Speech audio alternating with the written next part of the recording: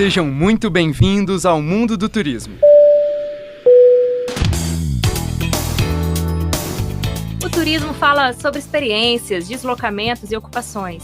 O turismo interliga política, economia, história, tecnologia, sociedade, enfim. Turismo é um mundo e movimenta o mundo. Eu sou o Lucas Gamonal e nesse podcast tratamos tudo o que compõe o mundo do turismo. Aqui fazemos debates e reflexões sobre teorias, tendências e áreas do mercado. Hoje, mais uma vez, estou aqui com a minha querida parceira Milene Ferreira. E aí, Lucas, mais um episódio pra gente aprender bastante. E vocês, têm acompanhado nossos episódios? Converse com a gente no Instagram, @omundodoturismo. Mandem dicas e falem o que vocês querem ouvir nos próximos episódios. Hoje, Milene, em nosso quarto episódio, vamos falar sobre as relações entre história e turismo. Vamos viajar no tempo?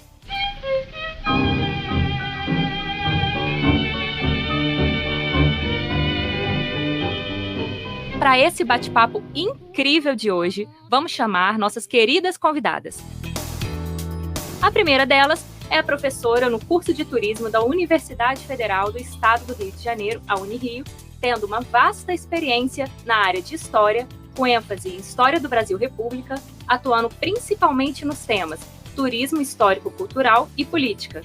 E por isso casa tão bem com o nosso episódio de hoje, a professora Vera Borges. Vera, muito obrigada pela sua presença aqui hoje. Obrigada pelo convite, importante o encontro e reencontros aqui com todos. Nossa segunda convidada é professora do Departamento de Turismo da Universidade do Estado do Rio de Janeiro, a UERJ, e possui graduação em História também pela UERJ, além de mestrado e doutorado em História Social da Cultura pela Pontifícia Universidade Católica do Rio de Janeiro, a PUC-Rio. Realiza pesquisa sobre História do Rio de Janeiro, História Intelectual e História do Turismo. Professora Amanda Danelli Costa, muito obrigado pela presença, querida. Obrigada, Lucas, Milene, é um prazer estar aqui com vocês, dividindo esse espaço também com a Vera e com a Dani, que vai chegar aí já. Pois é, Amanda, já que você já adiantou, a nossa terceira convidada é guia de turismo e, como ela mesma se intitula nas redes sociais, uma apaixonada pelas infinitas histórias e possibilidades que coexistem por aqui, no Rio de Janeiro. É formada em comunicação social e especialista em sociologia urbana, ambos pela UERJ. Nossa querida convidada, Dani Marmude. Muitíssimo obrigada por estar aqui conosco hoje, Dani. Eu que agradeço também, agradeço o convite. É ótimo estar aqui com vocês, com a Amanda, com a Vera e de volta à minha casa, a UERJ, né? Sempre um prazer estar aqui nesse lugar incrível de pesquisa, de encontros e reencontros, e vamos falar sobre a apropriação do nosso território também, né? É isso aí. Obrigado, Dani. Bom, agora que realizamos o check-in de todas as passageiras desse episódio, vamos apertar os cintos e embarcar nesse roteiro histórico de tirar o fôlego?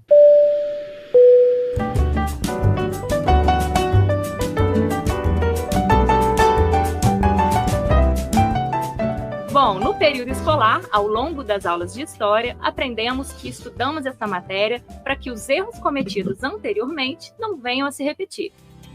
Quando pensamos no turismo, podemos dizer que o passado, além de permitir aprendizados, se torna também um atrativo.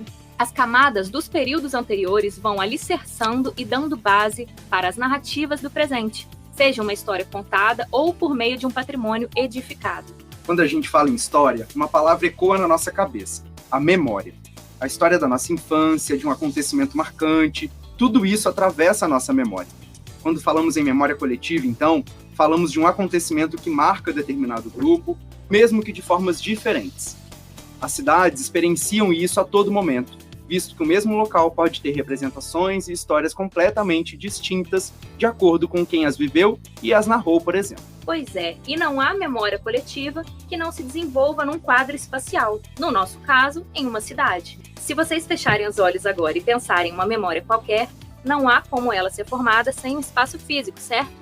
A memória não se materializa se não estiver num quadro espacial. Por isso, ela é tão importante para uma comunidade, pois retrata muitas vezes a identidade de quem ali habita. Assim, é tão importante que se entenda, respeite e trabalhe a memória do local no turismo, mediando todos os afetos que constroem essa memória. Nesse sentido, então, farei um combo de 2 perguntas para as professoras Vera e Amanda. Primeiro, por que se estuda História na graduação em Turismo? E como são as disciplinas? Como vocês veem essa relação entre as áreas de conhecimento, né? Entre o turismo e a história, como é que isso se dá no âmbito das universidades, né, em cada uma das instituições em que vocês atuam também. Contem aí. Vamos lá, Amanda primeiro, então, pela ordem alfabética, vai. Bom, acho que a primeira coisa que eu podia comentar é que a motivação, né, para se estudar história numa graduação em turismo, eu acho que ela muda no tempo. Talvez antigamente se pensasse a história como aquela que vai subsidiar o turismo, oferecendo contextos, cenários, para que certos temas sejam eventualmente melhor compreendidos. De uns tempos para cá, eu acho que isso muda um pouco, porque me parece que a história ela começa a oferecer, com as suas particularidades, né, elementos de complexidade para a gente pensar o turismo como fenômeno, né, um fenômeno social, cultural, político, né? Então me parece que a história ela é deslocada, digamos assim, né? Sei lá, se a gente pensar as graduações dos anos 70 para cá, me parece que dos anos 2000 para cá a história ela começa a ocupar esse outro lugar de contribuir para uma complexificação desse entendimento do fenômeno turístico. Na UERJ, a gente tem no nosso currículo velho, né, duas disciplinas que são claramente de história, ou articuladas com a história, né?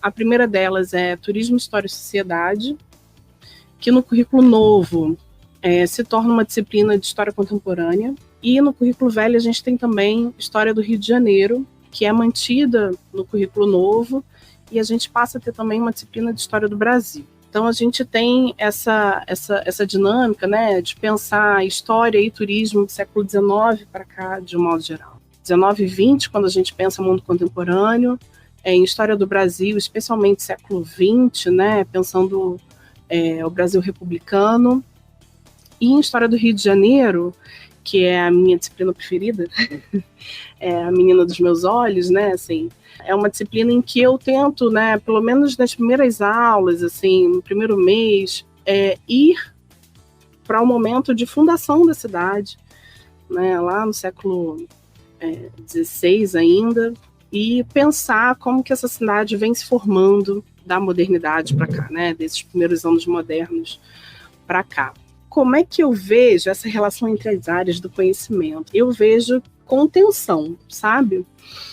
Porque me parece que muitas vezes, né, os turismólogos ainda esperam da história que ela ofereça só contextos, e isso é muito pouco perto do que a história pode contribuir, né, para as reflexões sobre o turismo. E ao mesmo tempo também vejo muito mal a maneira como alguns historiadores assim mais conservadores olham para o turismo, porque me parece que muitos deles, e aí eu estou tratando como uma noção de conservadorismo mesmo, né?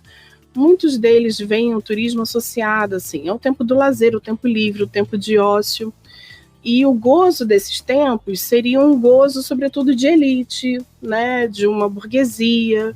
Então é como se fossem coisas que talvez não precisassem tanto ser vistas. Quando a gente pensa na sociedade lato sensu, né, a gente estaria falando de pouca gente que efetivamente goza, né, o tempo livre, goza o tempo de ócio, etc. e tal. Mas essa também é uma visão muito limitada, né, sobre o turismo, assim. Então eu acho que é isso, assim, nas duas pontas a gente precisa derrubar certas noções pré-concebidas, assim, que são bastante limitadas, né, que têm as fronteiras muito estreitas, para a gente produzir um campo de encontro mais fértil. Um campo mais interdisciplinar, né? Exatamente. E você, Vera, conta pra gente. Bom, pensar a história, eu penso na história do fenômeno turístico. Então, penso que talvez ali seja uma chave importante, assim como a Amanda, também sou historiadora de formação. O turismo ele pode servir também como um recurso para esse ensino da história também. Inclusive, já existem alguns programas de pós-graduação com linhas de pesquisa ou então com áreas de concentração que já começam a falar muito desse diálogo. E para essa discussão do turismo e da história, falar desse patrimônio histórico-cultural é uma coisa muito importante. E é aí que está a chave. No caso da Unirio, nós temos duas disciplinas no atual currículo, que é turismo histórico-cultural e planejamento do turismo histórico-cultural. Isso está bem ali no meio do curso que a gente tem.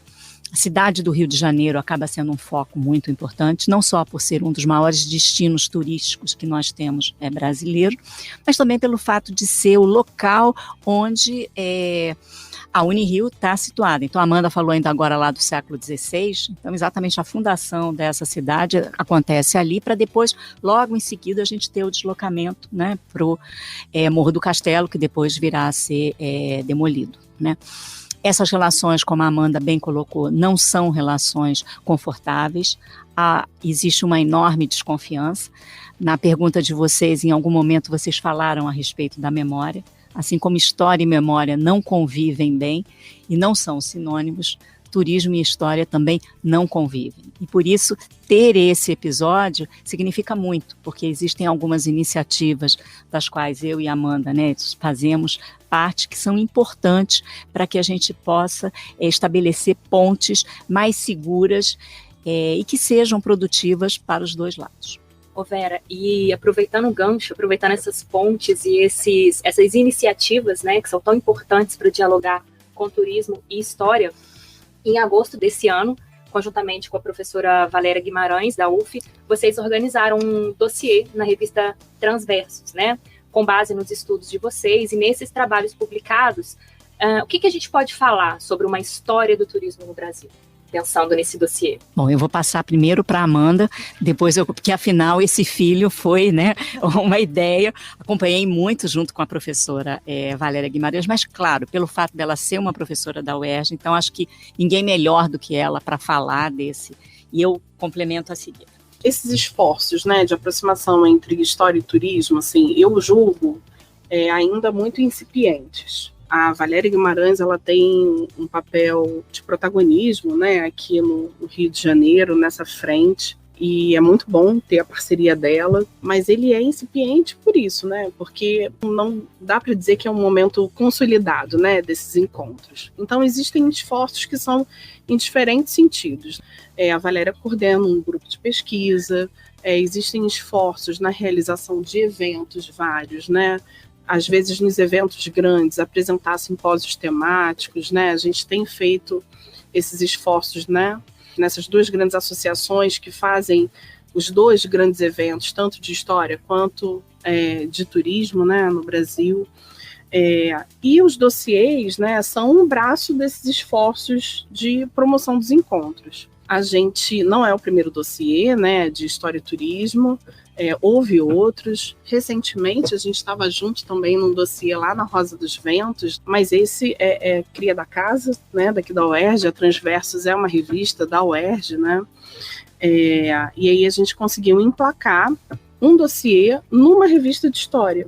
Então, assim, também tem essa particularidade, né, não é uma revista de turismo com um dossiê em história do turismo, né, é uma revista de história. Então, acho que esse é um lugar também importante. Desses artigos, né, que o número 28 da Transversos reuniu, a gente tem, digamos, 3 eixos, assim, nos quais os artigos eles se reúnem, digamos assim. O primeiro, uma relação muito estreita entre turismo e cidade. Eu acho, aliás, que esse é um tema caro para muitos de nós aqui nessa bancada. Depois, os usos do turismo e as dinâmicas das políticas de patrimônio. Eu acho que esse é um tema que também vai passar por aqui nesse momento, né? Então, a gente vai vendo como são questões recorrentes. E depois, talvez mais lato, né? Menos fechado, digamos, menos delimitado, que é pensar esses encontros entre conceito de viagem, as noções de deslocamento e as representações da modernidade. Então, os artigos ali do dossiê 28, eles estavam dialogando mais ou menos com esses 3 eixos. Enfim, eu acho que foi uma experiência bacana para a gente. E também não será a última, né, Vera? Não, primeira... As frentes aí abertas. E essa iniciativa é uma iniciativa do Laboratório de Desigualdades e Direitos. Então, acho que esse é um ponto importante. Quando a gente fala, deveríamos, na verdade, usar o plural, histórias do turismo, porque essa história não só ela é múltipla, mas ela fala de perspectivas diferentes, e de alguma maneira a Amanda colocou isso. Então, esses usos do turismo, eu penso que são importantes também de serem destacados, e também as próprias políticas que você tem para esse patrimônio cultural, que acaba sendo talvez o grande eixo, né? E com certeza a Dani vai poder, né, agora falar um pouco mais, porque a gente tem o que a gente vai, que também é um tema caro aí para a Amanda, que são essas representações dessa modernidade, dessa cidade que se constitui, né? É importante trazer também, pensar que quando a gente pensa em história, turismo, nos dossiês, a gente tem que pensar que isso também atravessa a parte acadêmica e chega, né, nas ruas, nos roteiros, nos turistas, nos estudantes, enfim, em uma gama, em uma série de pessoas que vão consumir isso, né? E aí, nesse contexto, eu trago a Dani para pensar um pouquinho como a história e todos esses debates levantados pelas professoras Amanda e Vera, como isso se torna base para a formatação de um produto, de um roteiro turístico. Fala um pouquinho para a gente. Vou comentar sobre a fala delas, mas também vou retomar a questão da memória, né? Porque eu achei bem interessante que eu uso muito a questão da memória nos meus roteiros. Eu faço... Bem, primeiro que no turismo, apesar de eu ser relações públicas e saber que a gente deveria criar um nicho, eu acabo sendo muito versátil e trabalho com muitos segmentos e públicos muito diferenciados. Mas eu faço muito também tour a pé, inclusive para cariocas, né, que eu falo com eles que é o momento da gente se apropriar do nosso território, né? Eu levo pessoas que têm 60, 70 anos de Rio de Janeiro, nunca entraram na Floresta da Tijuca, não sabem do próprio bairro, trabalham no centro do Rio e não sabem o que é o Largo da Carioca, enfim. Uma pergunta que eu faço recorrentemente nesses roteiros a pé: onde está a memória? Se ela está no presente, se ela está no passado, né? E muitas vezes as pessoas se confundem, falam que a memória está no passado. Hoje eu fiz um tour para uma turma do ensino fundamental e pela primeira vez eu tive a resposta completinha de uma aluna, que ela falou: a memória, ela está no presente e resgata algo do passado, né? E o turismo, eu acho que ele também, ele acaba fazendo esse paralelo, inclusive com a história, fortalecendo algumas memórias ou criando novas, né? A gente precisa dessas identidades, às vezes materialidade, mas nem sempre a gente tem a materialidade, né? A gente viveu anos e anos de apagamentos. E eu acho que o turismo entra nisso também. Muitos roteiros a gente já tem que sustentar na oralidade, porque a materialidade já se foi. Mas a gente ainda tenta resgatar, nem que seja uma representação, um desenho ou uma imaginação, né? Hoje eu falei para as pessoas fecharem os olhos e imaginarem como é que eram os meandros naturais do Rio, que se tornou o Rio Carioca, o Rio Maracanã, depois. Então, né, acho que o turismo, ele pode fortalecer formas de você pensar, formas de você entender, de compreender e até de pesquisar. Vou falar um pouquinho, estou puxando um pouco a brasa para o roteiro que eu fiz hoje, né, que está mais recente. Eu fiz um roteiro do Rio de Janeiro indígena, que aí eu acho que antes de eu criar esse roteiro, acho que ninguém tinha criado um roteiro que fale sobre as influências indígenas na cidade, né? E num determinado momento eu perguntei qual era a descendência, se as crianças sabiam, né? Vocês têm algum tipo de descendência? Todos eles sabiam citar as descendências europeias. E estavam muito orgulhosos disso. Mas eu falei, nossa, a gente aqui no Brasil não tem um descendente de indígena, nem de alguma nação africana.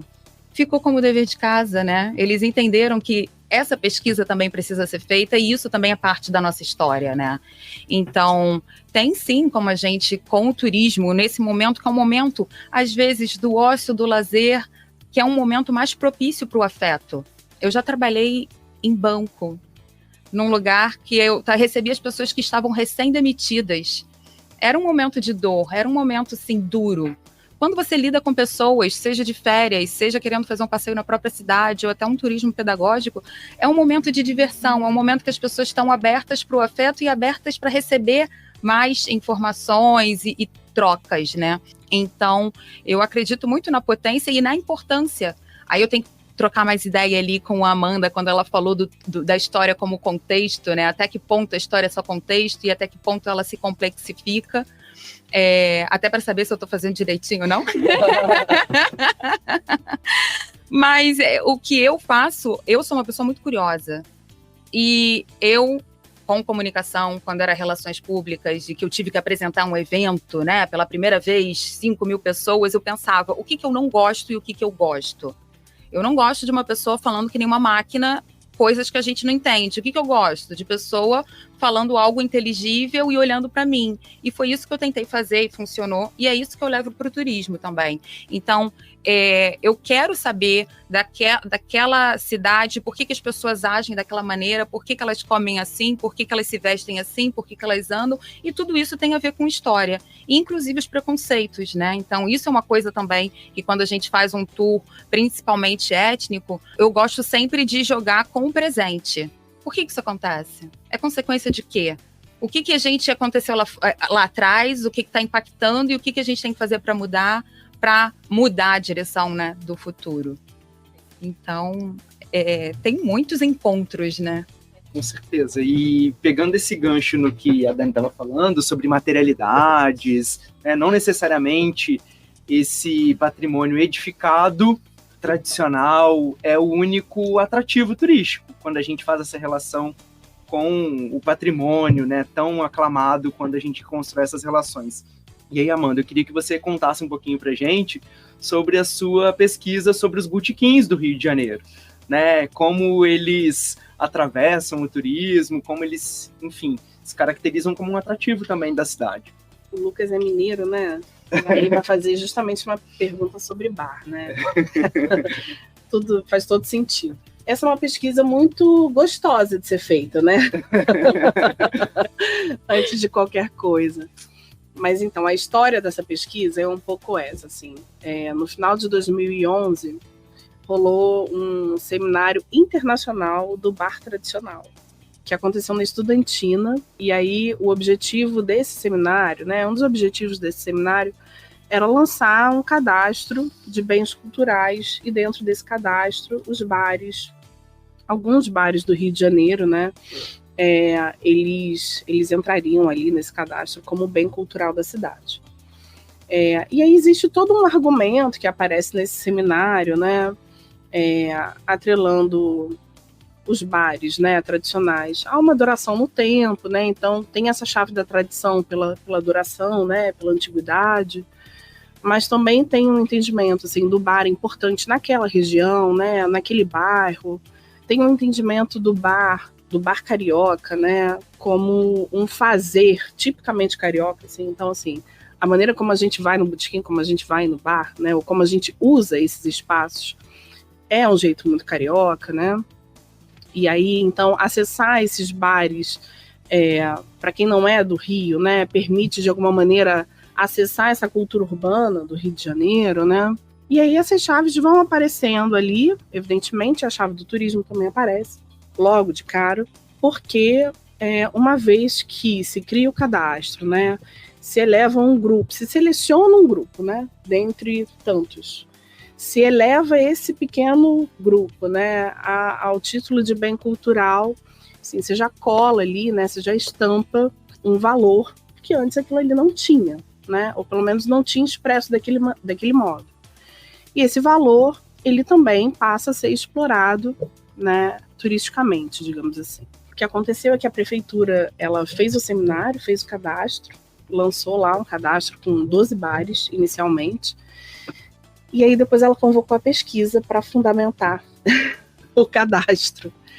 E ela chama, então, um professor aqui da casa, da UERJ, que é um professor lá do Departamento de História, o Antônio Edmilson Martins Rodrigues, para coordenar uma equipe de pesquisadores para fundamentar essa questão do cadastro dos bares, né? E aí, durante 2 anos, a gente se reuniu e fez pesquisa nesses 2 bares. Assim, a gente realizou entrevistas com os proprietários, com os garçons, com os cozinheiros, com frequentadores, enfim. Tem muito material fílmico, né, e áudio gravado, assim, muitas anotações de campo. E aí, a partir disso, a gente produziu um material, né, um relatório que dá fundamento, né, a esse processo do cadastramento dos bares, Mas eu continuei olhando para o bar com interesse. E aí, um dos meus interesses era pensar assim, bom, onde mais no mundo se valoriza bar e botequim ou coisas assemelhadas? E aí, bom, a gente pega lá 2 exemplos, né, que são 2 exemplos muito caros e muito conhecidos mundialmente, né, na Europa, que são os cafés em Paris e os pubs em Londres. O Edmilson, inclusive, a gente brinca com isso, de que o bar no Rio de Janeiro ele é mais interessante do que o café de Paris ou do que o pub de Londres, porque ele guarda referências dos dois. Assim, o bar no Rio de Janeiro ele tem tanto essa dinâmica para dentro, né, de você sentar numa mesa dentro dele, poder ter um espaço mais reservado e tudo mais, mas também de se jogar para fora, para a calçada, para a rua, né, de ocupar a rua, de ter essa dinâmica, enfim, de ser visto, né. Isso também aparece. Bom, eu não tinha grana, né, para ir para Paris nem para Londres. E aí eu falei assim, bom, então vamos arranjar um lugar mais perto, né, que faz também esse processo de valorização. E aí eu descobri que em Buenos Aires, uma cidade que eu amo, né, acho que é meu segundo lugar no mundo, desde os anos 90, patrimonializou cafés, confeitarias e bilhares, né, no mesmo cadastro. E que tinha uma política super interessante de valorização, de preservação de valorização desses espaços. E aí eu consegui, né? Esse dinheiro eu tinha de ir para Buenos Aires e circular por ali, fazer as mesmas entrevistas, né? Levar as mesmas perguntas para boa parte desses cafés e bilhares. À época eram 70 e poucos, essa lista já aumentou lá. Eu não andei pelos 70 e poucos, mas andei por uns 15 por aí, pelo menos. E aí, enfim, tentar observar como é que isso se articulava lá. Pude conversar com o pessoal da municipalidade, né, de Buenos Aires, do patrimônio de lá também, como é o caso do arquiteto Horácio Spineto, que ficou responsável por essa frente, né, dentro da municipalidade durante décadas. E aí, bom, a gente tem essa dinâmica, né, de pensar tanto lá em Buenos Aires como aqui no Rio de Janeiro, né, como que os bares eles contribuem para a gente pensar essa cultura urbana da cidade do Rio de Janeiro, né. Então, assim, a gente vai pro bar porque não quer ir para casa, a gente pede a saideira porque não quer ir para casa, né. Então, assim, e aí muitas vezes faz o bar de extensão dos nossos afetos, né, dos nossos desejos, assim, o lugar da liberdade, né, que não é nem a casa nem o trabalho, né. Então a gente pode olhar para isso também na chave da gastronomia, né, de pensar como alguns botecos e bares. Aqui no Rio rolou uma moda assim, recente, né, eu chamo recente, mas já não é tão recente assim, de uma gourmetização dos bares, né, assim, então você vai pro bar hoje procurando às vezes uma comida que tem uma coisa específica e tal. Isso tem a cara de São Paulo, isso não tem a cara do Rio. O bar era o espaço de se beber, fundamentalmente bebida alcoólica. Isso nas décadas mais recentes, né, dos anos 60 para cá. Até ali, o bar também era um espaço de se consumir muito café, pingado, né? E a coisa da comida, né, era muito a comida da casa do dono, né? Então o dono morava ali perto do bar e tudo mais. Ele fazia uma comida para a família dele e aí ia pro bar aquela comida, né? A carne assada, a carne seca desfiada, cebolada, o ovo cozido, que é uma coisa, né, super fácil de se fazer, todo mundo consegue, né? E o bar consegue manter, né? Não é uma coisa tão difícil assim. Então era essa gastronomia, né, de casa mais que aparecia no bar. E aí a gente vê que isso começa a mudar um pouco, né, nas últimas décadas, um pouco a reboque também dos tais concursos, né, da comida de boteco. Que é uma coisa mineira, né? É uma coisa mineira, assim. E isso dá uma mexida forte, né, na dinâmica de funcionamento dos bares nessa época. Quem é frequentador de um bar, assim, às vezes nem curte muito essa época. Porque é isso, né? Não... É cheio. E tem turismo também, exato, né? Aí você cria os vans que levam grupos em tantos bares em um dia. Exato. Né? Aí fica aquela coisa, né? Aquele vucu-vucu dentro do bar. Cheio. É uma disputa terrível. E o cara que frequenta ali, às vezes, fica até incomodado, né? Mas, enfim, é do jogo. O fato é que o bar virou, né, um tema, né? Um tema para ser pensado, para ser observado.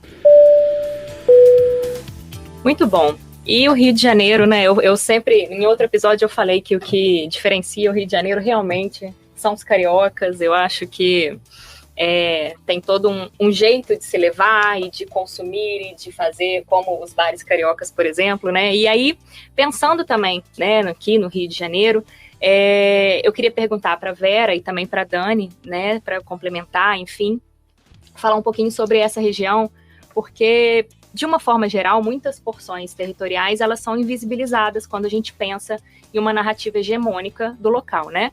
Ao falarmos de memórias coletivas, memórias silenciadas e como essas narrativas são contadas, a gente sabe, né, nós sabemos que estamos lidando sempre com jogo de poder. Então, a produção da narrativa vem do vencedor. E aí, não tem como não citarmos o exemplo do Cais do Valongo, aqui no Rio de Janeiro, que tem investido muito em trazer essa narrativa reparatória, né? Isso é importante dizer, para reconstruir, recontar a história do local. Para quem está nos ouvindo e não é aqui do Rio de Janeiro, o Cais do Valongo foi o maior porto escravagista do mundo. Após a abolição, ele chega a ser aterrado e ressignificado para o Cais da Imperatriz.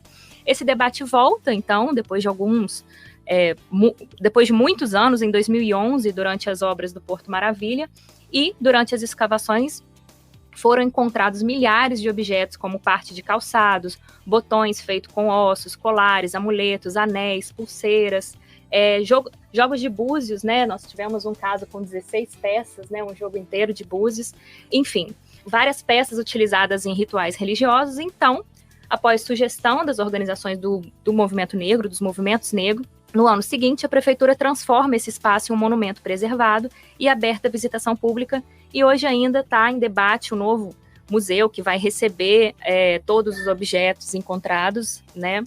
Bom, enfim, durante toda essa contextualização, até para quem está nos ouvindo agora, usando o Cais do Valongo como um bom exemplo, mas pensando também em um conjunto amplo de locais, como o turismo pode lançar luz para essas vivências de grupos minorizados ou mesmo excluídos da história oficial. E aí vou parafrasear, né? Parafraseando o lindo samba da Mangueira de 2019, como o turismo pode contar a história que a história não conta. Bom, eu acho que uma primeira coisa a gente lembrar é a ideia de resistência.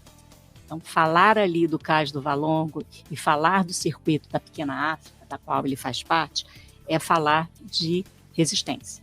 E quando a gente fala do Cais do Valongo, é bacana também a gente destacar dois outros elementos que são fundamentais para a gente entender essa lógica marcada por uma memória sensível de dor e de violência, que é também o Cemitério dos Pretos Novos, que nós temos, né, um instituto que hoje em dia é o Instituto dos Pretos Novos, e também o Lazareto. Então a gente fala do lugar do desembarque, mas a gente fala do lugar da doença. O Lazareto ele existe enquanto referência, não mais enquanto prédio, né? E o Instituto dos Pretos Novos, que vem aí, né, de repente teu ouvinte que não estiver muito familiarizado, vale a pena dar uma investigada, descoberto quase que casualmente, né, na década de 90, e um verdadeiro situação de tensão marcando a existência hoje em dia dessa instituição. E quando a gente fala de resistência, a gente fala de uma tentativa de apagamento. Esse é um outro ponto também importante de ser colocado, porque a gente tem o Cais do Valongo e nós temos ali nas imediações o Jardim Suspenso do Valongo, onde ele é direcionado a partir de uma política e de uma ideia toda higienista e toda de modernização que você tem e voltada para a elite. Só que essa elite que vai estar no século XX, ela não vai ter a visão, né? Quando eu estudava aqui na UERJ, na graduação, a gente tinha uma noção de que o Cais do Valongo ficava ali, isso na década de 80. E a única referência que a gente tinha é o que hoje em dia ainda está preservado ali, que é aquela esfera, que é um símbolo e uma referência do Império. Então, estava mais ou menos ali. Mas os aterros, eles são tão sucessórios e a cidade vai se sobrepondo em camadas que era difícil a gente ter uma real dimensão do que existia ali. E hoje, para, de alguma maneira, tentar, talvez, buscar uma luz para essa discussão, eu acho que o afrofuturismo, ele é uma referência bem bacana.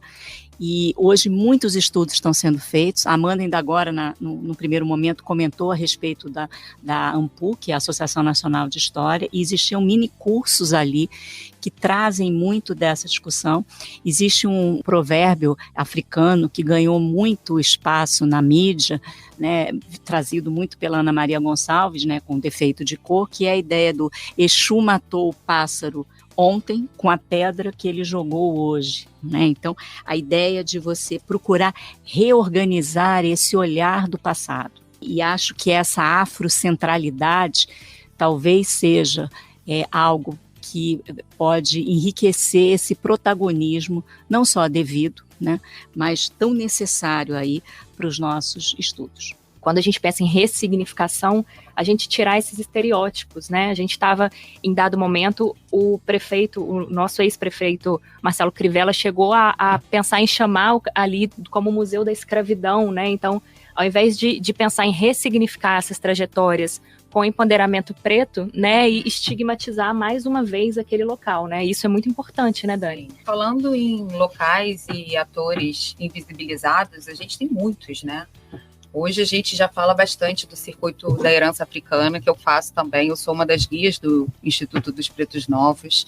Lá a gente tem todo o mercado, né? Então, dentro desse título, dando o título junto com o Cais do Valongo, a gente tem a Pedra do Sal, que é o ponto da resistência, né? Mesmo contra a lei, eram feitas oferendas, era jogada capoeira e eram feitas canções, as rodas de samba. A gente tem, como a professora citou, o Lazareto, o Cemitério dos Pretos Novos, o Valongo. E uma coisa que talvez muita gente não saiba, quando um local ele ganha esse título, né, de patrimônio dado pela Unesco, ele tem 5 anos para criar um memorial. Já passaram os 5 anos. Cadê o memorial? Será que não tem espaço? Tem. Ali do lado, nas docas, tem o local, né, perfeito. Será que não tem material? Tem. Inclusive, nas escavações, milhares de itens foram encontrados. Interesse também, porque o Cais do Valongo, muita gente acha que foi um acaso, mas ele não foi encontrado por acaso. As lideranças pretas já estavam ali há muito tempo brigando, né, pedindo, mas diziam assim, não sabemos onde está. Tem foto do Arquivo Nacional com esse obelisco com a esfera armilar, mostrando os prédios ao lado. Dá para saber perfeitamente onde estava, mas não havia interesse político. A partir do momento que começam escavações, né, visando a utilização daquele território para jogos internacionais, aí sim o dinheiro surge, e ainda bem que tínhamos essas lideranças próximas e falando, ok, agora eu estou aqui do teu ladinho, achando eu quero, entendeu? Mas aí, de novo, falta um interesse político. E eu vou fazer um paralelo aqui de representatividade, né? Quantos somos? Qual o peso da população preta e miscigenada no Brasil? Mais de 50%, 60% da população. É uma maioria. E aí, diferente dos Estados Unidos, que é uma minoria de poder, de voz e de número, aqui nós temos uma maioria, mas que continua sendo uma minoria quando a gente fala em termos de voz e poder. E aí eu faço um paralelo pensando em história sensível. A gente teve Auschwitz. Quão Auschwitz está perto da nossa realidade, da nossa história, Brasil? E a escravidão? Mas qual está mais presente na nossa memória presente? Qual é mais ensinado? Qual memorial nós temos hoje? Nossa, temos o memorial do Holocausto. E quantos judeus temos hoje no Brasil? 120 mil. É um número muito pequeno. Eles não deveriam ter um memorial aqui? Não é sobre isso. Mas por que existe um poder, um interesse e financiamento para um memorial que está geograficamente e até em termos, né, de nossa história e nosso desenvolvimento tão mais distante do que um memorial voltado para a história da escravidão, para o tráfico, primeiro comércio, né, porque antes não era tráfico, era legalizado, então era comércio de gente, e para o outro, para um tem e para outro não tem. Né, num outro, e eu gosto de fazer, mesmo sendo um tema polêmico, né, eu gosto de fazer esse paralelo, porque no caso do Memorial do Holocausto, não só eles fizeram, como conseguiram autorização para fazer um prédio num parque municipal onde é não edificável, não era para ter nenhum tipo de construção. Dani, assim, mas só para a gente dar nome aos bois também, né? Todo esse esforço é feito justamente durante a prefeitura do Marcelo Crivella, assim, sobretudo na prefeitura do Marcelo Crivella, que joga luz, né, nos esforços, né, para o Memorial do Holocausto. Sim. E deixa na sombra. Exatamente. Né, os esforços, enfim, ou o empenho para lidar com as demandas ainda referentes ao Cais do Valongo. E tem gente que fala, eu não gosto de falar de política. A nossa vida é política. Se a gente está falando aqui agora que a história, as memórias, elas fazem parte da nossa vida e elas continuam criando impactos nas nossas relações sociais, então a gente tem que falar, porque é isso que a Amanda falou. Da mesma forma que facilitou de um lado, dificultou enormemente do outro. Nesse mesmo período político, tinham muitas reuniões ali nas docas que foram proibidas. Várias conquistas, elas retroagiram durante o governo Bolsonaro, Crivella. O Crivella, inclusive, ele nega, né, o quilombo da Pedra do Sal como um quilombo, ele nega a entrega da chave para o Rei Momo no Carnaval, então ele nega toda essa conexão com essa história de uma grande população que está aí no dia a dia, mas na história e na representatividade está invisível, mas eles também não são os únicos, né? Já que a gente está falando de diversidade, de novo, povos indígenas. Eu estava olhando o mapa hoje, o Rio de Janeiro ele está com uma grande concentração de população que se auto-identifica como indígena. Outro grupo, pichadores. Quando você derruba a perimetral, você derruba também história. E não estou falando de grafite, estou falando de pichação. Quando eu estava me formando como guia de turismo, eu lembro que eu passei por uma rua, pela Presidente Vargas, e aí eu vi um stencil enorme. Eu entrei no turismo um pouco de paraquedas, né? Eu não tinha essa noção do turismo tradicional, Cris, do Pão de Açúcar. Para mim, turismo era apresentar minha cidade. E como eu tenho que apresentar minha cidade, eu sou curiosa e sou nerd, eu achava que eu tinha que saber tudo da cidade, né? Então eu li assim, meu Deus, que vergonha, como é que eu vou me formar guia de turismo e eu não sei quem são os artistas e quem são as pessoas que estão figurando nas paredes da cidade por todos os lados. Isso também faz parte de uma história invisível de Rio de Janeiro. Você chega e fala, não, vamos chamar artistas de rua, né, para fazerem alguns murais, só que ali tinham muitos pichadores também, que muitas vezes são as mesmas pessoas e que têm uma cultura, têm uma história, têm uma representatividade, uma participação na construção dessa cidade, né? E, só para finalizar ainda naquela região, quando você coloca luz também e passa a querer investir na região ali da saúde, Gamboa, prefeitura também fazendo um levantamento, faz um levantamento e uma pesquisa no Morro da Conceição e tenta identificar os prédios que são dignos de preservação. Só que aí você busca o quê? A chavezinha. O que é patrimônio? O que tem valor? Europa.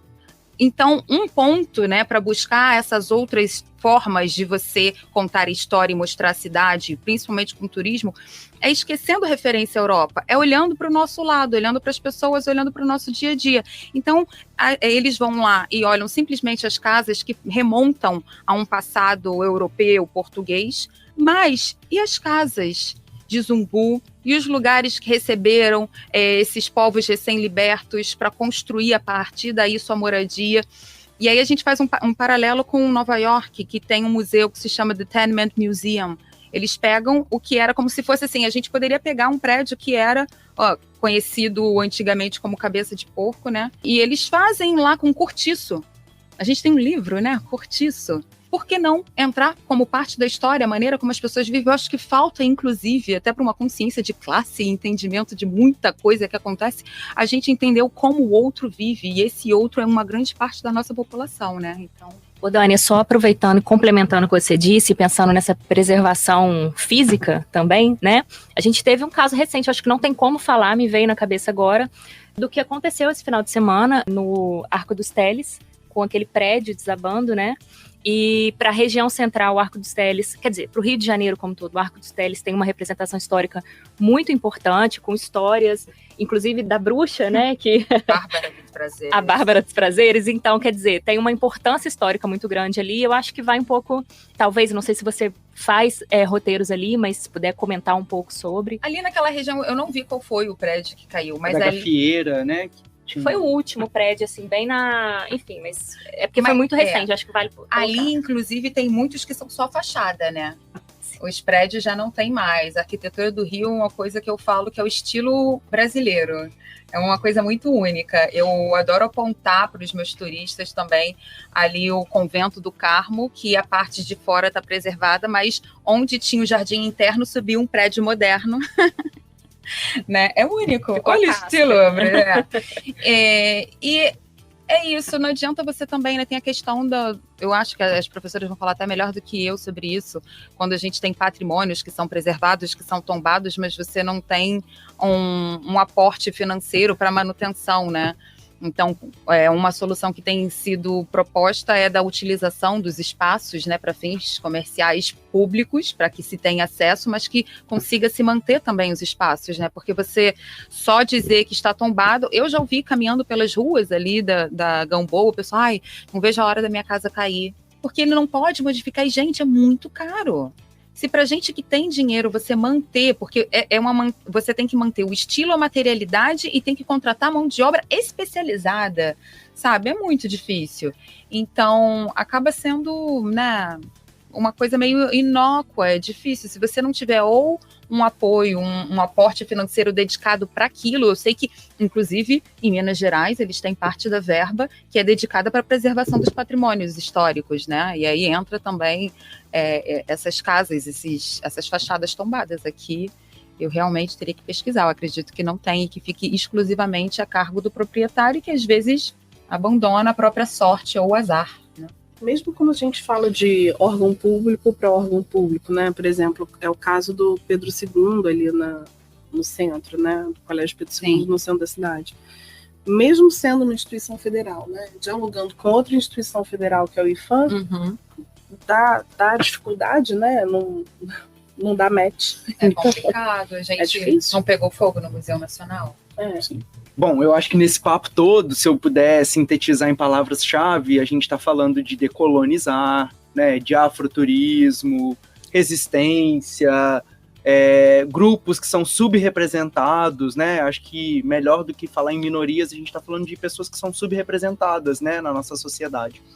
E aí, nesse gancho, não sei, Dani, se tem algum grupo específico que busque mais esses roteiros históricos, se sim, quais são os atrativos que são mais buscados para a gente pensar o fenômeno acontecendo na prática? Falei que eu atendo o grupo, né, bem vasto. Eu recebo turistas estrangeiros também.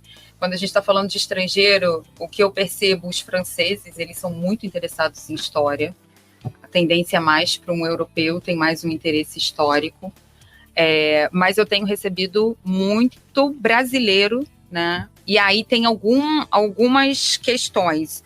Quando a gente... e aí me remete ao começo dessa entrevista, né? Desse bate-papo. Quando a gente fala de contextualização, conexão história e turismo, eu me lembro muito das excursões. Eu recebo excursão, e muitas excursões vêm de ônibus, às vezes sem guia de turismo, o que é ilegal. Mas é o que mais tem. Desova todo mundo lá na praia, e é isso aí. Às vezes é o motorista do ônibus que se recusa a andar na cidade sem um guia. Olha só, que loucura, né? Quem obriga a ter guia é o motorista. O lado bom disso é que eu recebo muitas excursões que não estão acostumadas a ter guia, né? A gente teve no teatro esse momento de formação de plateia, e a gente precisa de um momento de formação de plateia para o turismo também, né? E eu me emociono muito sendo guia de turismo. Eu lembro que uma vez eu fui numa dessas excursões, obrigada pelo motorista, tiveram que me engolir, né?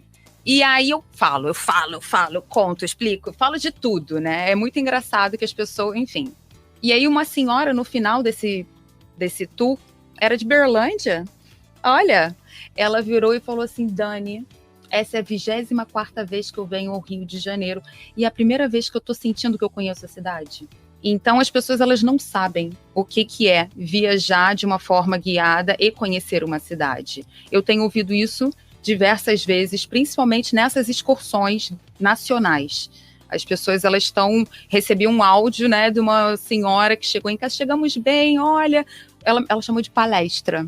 Amei suas palestras, falei para o meu filho, sabe? Então, isso é muito legal, eu acho que tem um interesse, mas ainda potencial ali que as pessoas não sabem. Aqui me faltou a palavra também, né? Não é tangente, mas tá por ali. As pessoas, elas não buscam mais e não pedem mais porque elas não sabem que elas gostam. Sim. Ou porque também não tiveram boas experiências, porque não é aquela coisa de você chegar e só isso é aquilo, isso é data, isso é nome, né? Então eu tenho percebido muito interesse, e também crianças. As crianças têm me surpreendido muito. Uma vez eu também fui fazer o circuito da herança africana, uma menina de 7 anos.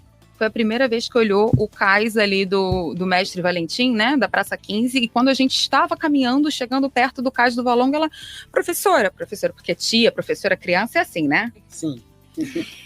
Essa estrutura se parece muito com a estrutura da praça onde começamos esse passeio. Eu falei, meu Deus do céu, cara, eu não acredito nisso. Aí eu falei, meu Deus, parabéns, você, olha, a primeira pessoa que conseguiu, né? Eu estou prestando atenção em tudo, porque quando eu crescer, eu quero ser capaz de contar todas essas histórias e muito mais, né? Então, esses interesses, eles realmente vêm de muitos lados. Claro que tem aquele turismo de foto, né? As pessoas, elas não querem... Já ouvi também, não quero escutar nada. Eu quero o máximo de lugares para tirar o máximo de fotos. Eu também não estou aqui para enfiar a goela abaixo nada, tá bom? O que as pessoas me pedirem, ok, vamos lá. Mas é claro que eu tento levar isso de uma forma agradável e eu tenho recebido ótimos feedbacks, mas tradicionalmente esse público mais europeu, francês, ou britânico, ou alemão, eles perguntam muito de história, querem saber. Quando vem, às vezes, americano, eles querem saber questões político-econômicas, e o brasileiro tem bastante gente interessada em história e carioca cada vez mais. Eu tenho feito muito tour para carioca e que eles estão super interessados em conhecer mais da sua própria cidade. Posso falar uma coisinha? Posso falar? Levanta o dedinho, assim, né? Eu sou historiadora, sou professora de História do Rio de Janeiro, né? E aí, certa feita, com uma colega nossa de departamento, né? A gente foi escrever um texto sobre o Walking Tour no Rio de Janeiro. E aí a gente escreveu o texto muito bem, e aí eu comecei a seguir uma série de páginas de Walking Tour, porque me interessava muito observar que aspectos desses roteiros eram postos em relevo. Para eu pensar isso nas aulas, enfim, para eu poder usar como exemplo, enfim, para refletir sobre esse fenômeno, né? E aí, seguindo as páginas, uma vez eu me deparei lá, isso era fevereiro para março de 2020. Se ligaram no momento? O que ia acontecer logo depois? Em breve.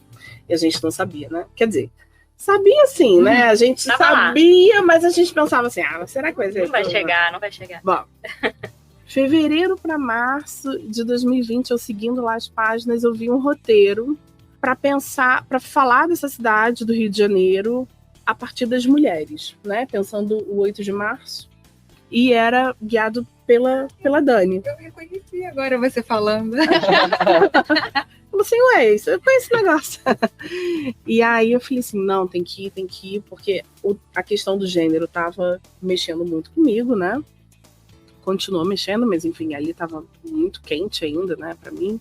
E aí eu falei assim, eu quero ver como é que é isso, né? Virar essa cidade, quer dizer, na verdade, passar por ambientes, né, que são super, abre aspas, tá? Clichê para fazer roteiros no centro da cidade, assim, quer dizer, você sai da Cinelândia a Lapa, né? São ambientes em que circulam muitos turistas, mas pegar esse trecho da cidade, do centro da cidade, falar assim, olha, esse trecho da cidade aqui fala, dialoga, respira, vive feminilidades, mulheres, né? Protagonistas femininas e tudo mais. E foi ali que eu conheci o trabalho da Dani, assim, e desde ali eu passei a admirar muito o trabalho dela, porque o roteiro que a Dani faz, ele é resultado de pesquisa. E eu acho que isso é muito bacana, né? Quando a gente não entra na chave de reprodução, dá o Google fácil, assim, no Wikipedia, entendeu? Só. Então, assim, um robô, né? Que repete a informação e acabou. A informação e tudo mais. Não, tudo que ela trazia, né? A Dani estava com uma colega no dia. Com a Lorena Granato. Isso. Tudo que ela trazia, assim, dava para perceber que era muito refletido, era pesquisado, né? Era investigado e tudo mais. Então eu acho que esse também é um valor que ela traz para o trabalho dela e é um valor de distinção, entendeu? Então, por exemplo, eu super toparia, eu assino embaixo, né, de pegar os nossos alunos e botar na mão da Dani pra gente falar assim, Dani, vamos pensar um roteiro em Vila Isabel, assim, né, que a gente tá aqui do lado da UERJ. Mas eu não faria isso com qualquer um, porque eu sei que o roteiro dela vai sabe? Vai dialogar com pesquisa de fato, real, assim. Tanto é que ela inquieta, foi depois fazer uma especialização em sociologia urbana, né? Aqui não é. Eu estou devendo um artigo. Lia, vou te entregar. Vamos resolver isso, né? Então, eu acho que é isso, assim, né? É também oferecer um produto de qualidade, né? E é uma qualidade que é amparada pela produção de saberes, né? É muito bacana isso. Obrigada, não esperava. Maravilhosa essa troca, tá vendo? Bom, eu acho que casa muito, complementa muito com o que a Amanda falou agora, trouxe agora, porque eu queria te perguntar agora, Dani, e aí eu posso usar como exemplo um caso que você citou recentemente sobre Auschwitz, que tem um papel fundamental aí de trazer o que foi o Holocausto para quem visita. O que você acha que um roteiro, para sair desse lado robótico, né, sem pesquisa, sem aprofundamento, o que ele precisa ter ou quais cuidados ele precisa acionar para, quando se trata de uma memória tão delicada, sem que isso tenha um caráter comercial, um caráter apelativo. Vera e Amanda também poderiam comentar, se quiserem, né, essas questões também. Ou seja, como pensar com responsabilidade um roteiro numa memória, enfim, numa narrativa tão fragilizada ou tão delicada, sem que isso seja apelativo. Falando ali da região do Cais do Valongo, é impressionante ver o crescimento daquela região e também como aumentou o conhecimento a respeito do circuito e como ele também se tornou um produto vendável do turismo. Logo que eu me formei como guia de turismo, foi um dos primeiros roteiros pelos quais eu me interessei. Na época não tinha tanta gente fazendo. Eu falava aqui pelo bairro, ninguém sabia do que se tratava. E só que ao longo desses últimos 8 anos, a quantidade de pessoas que visitou, né, só por conta do IPN, eu posso dizer que, sei lá, mais de 20 mil pessoas, fácil, fora os outros guias. E isso, de fato, entrou no circuito e como um produto. Eu diria que uma agência que não está relacionada, não está conectada com esse tema e que vê meramente como um produto comercial e que pega o guia que está do lado e que faz aquele roteiro padrão e fala, estuda 5 minutos e vai lá, isso é muito complicado. E isso é uma coisa que acontece bastante. Tem muita gente que fala, quem pode guiar, quem não pode guiar. Eu defendo que, assim, qualquer pessoa que faça uma pesquisa e tenha um atravessamento e interesse real pelo aquele tema, ele pode guiar. Mas essa coisa de simplesmente porque tem e você é meu guia, vai lá, isso pode ser bem perigoso e pode chegar a ofensão, pode ser ofensivo, pode ser extremamente mais ofensivo do que indelicado. Porque, e principalmente a gente que vive num país que é, sim, racista, pode ser, né, além do que é mais um momento para você dar voz, né? Você abrir aquele espaço e não reproduzir mais um modelo de sempre pegar aquelas pessoas e fazer qualquer coisa simplesmente porque é um produto que eu estou vendendo. E em relação, falando, já que você falou de Auschwitz, vou falar de novo do memorial. O memorial tem um trabalho lindíssimo também, né? De pesquisa e construção de narrativa. Não sei se vocês já visitaram. Sim. O Memorial do Holocausto. Nossa, que trabalho bem feito, né? É lindo a maneira como eles desenham toda a história. E eles também depois fizeram um trabalho de publicidade que eu gostei muito, que eles mexem até com esse nosso imaginário preconceituoso brasileiro. Eles mostram que já é uma propaganda do memorial, eles falam sobre um personagem, todo mundo espera ver aquele personagem de Auschwitz, ou seja, né? E, na verdade, é uma das minorias brasileiras de quem eles estão falando. Né? Eu achei lindo, incrível. Eu acho que são esses cuidados. Eu acho que o principal se você tem um real contato, conexão e atravessamento com o tema, eu acho difícil que você passe dessa linha, sabe? Eu acho que o risco maior é simplesmente porque você identificou um potencial produto e você colocar qualquer pessoa, né, simplesmente porque é credenciado para isso, entendeu? Eu acho que dentro ali da região da Gamboa tem um lugar, né, o Dani, que eu tenho ido muito com os alunos, porque eu faço muito um trabalho do ensino, da disciplina que você está trabalhando, mas com as atividades de extensão também, e abrindo para a possibilidade de pessoas fazerem visitas, né? E um lugar que eu tenho gostado muito de ir nos últimos tempos é o MUCAB, o Museu de História e Cultura Afro-Brasileira.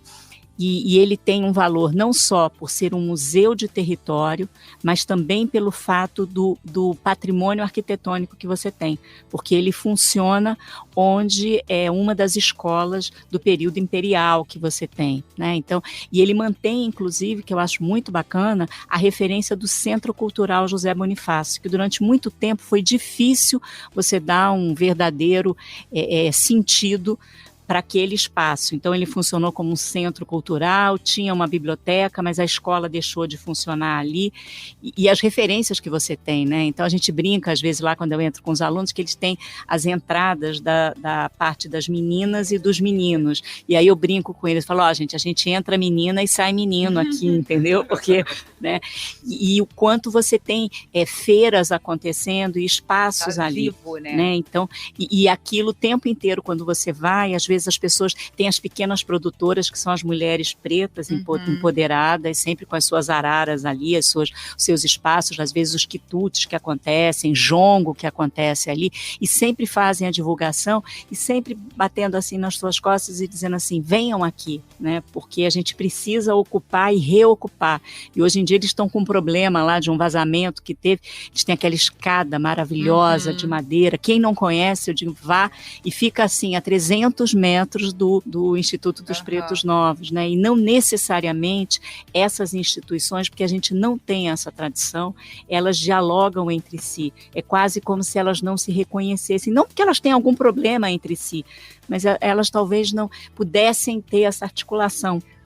Né? Então a Dani falou ainda agora, né, da França e do interesse que você tem. País que executa rei e faz revolução realmente tem interesse na história e sabe o poder dessa história, né? Então, e tem uma estudiosa que é uma professora que a gente gosta muito, né, Amanda, que é a professora Suzana Gastal, que ela tem uma frase, Dani, que ela diz assim, cada vez mais nós queremos viver experiências turísticas na cidade em que vivemos, né? Então, às vezes quando eu estou recebendo alguns amigos aqui, inclusive lá o pessoal que vem de Minas Gerais e tudo, eu brinco assim, vamos viver o meu dia de turista, entendeu? E eu digo para os alunos, olha, é importante a gente também ocupar os dois lugares, não só ser os estudiosos, né, e os pesquisadores, ou então os professores das disciplinas, mas experimentar esse papel também, né? Então, acho que esse é um ponto também bacana da gente destacar. Mas acho que você queria falar alguma coisa. Posso pegar só mais um gancho no que a professora falou? É que ela falou das instituições que não se conversam. Uma coisa que eu tenho falado muito lá no IPN, no MUCAB, é que muita gente... O que atrai o turista, assim, naturalmente? A Pedra do Sal, segunda-feira. Então, eu falo para eles, gente, muda o calendário de vocês, abre na segunda, porque eu pego esse pessoal que está me pedindo para ir na Pedra do Sal e eu faço o circuito e passo por ali. Vamos também nos moldar ao fenômeno, né? A demanda que está ali. E não precisa ser todo museu fecha segunda-feira. Vamos rever isso aí, né? Mas ainda não logrei êxito.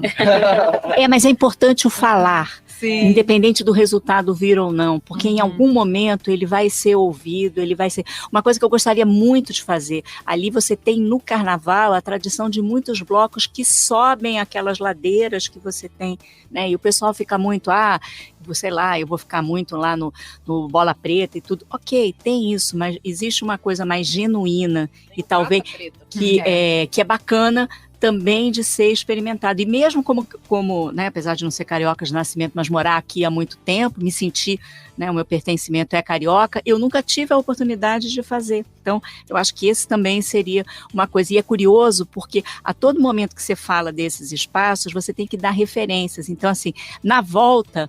tem o VLT, aí eu fico pensando assim, como você vai chegar lá? Eu não sei, entendeu? Mas, aí hoje em dia eu já falo, olha, a Praça da Harmonia, porque isso já fala alguma coisa, a saída do túnel que você tem, sabe, que para as pessoas minimamente terem, nas imediações do Aquarrio, entendeu? Tem que ser as referências, porque são os grandes chavões que muitas vezes permitem que você consiga furar essa bolha que você tem, né? E hoje em dia a gente vive uma realidade que eu acho que é muito importante de ser destacada, que é o fato de que muitos alunos que estão nas universidades, eles vêm de outras regiões, inclusive muitos da Baixada, né? Então não necessariamente são cariocas, vêm de outros municípios, né?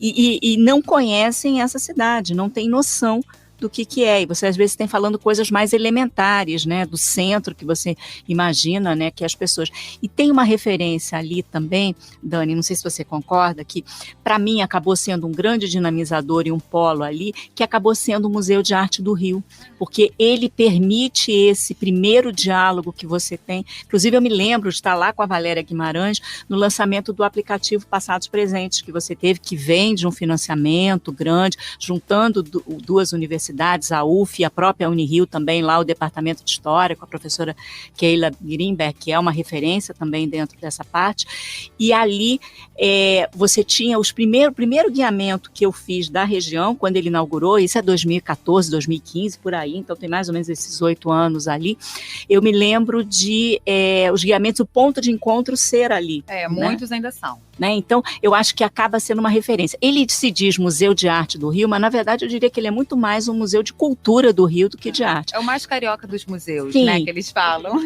E ele tem uma coisa muito bacana. Agora a exposição que ele está da Carolina Maria de Jesus, muito bacana. Estava com defeito de cor também até bem recentemente, né, que vai ser inclusive tema de escola de samba para o Carnaval de 24, né, o livro da Ana Maria Gonçalves. E está com afrofuturismo também. Sim.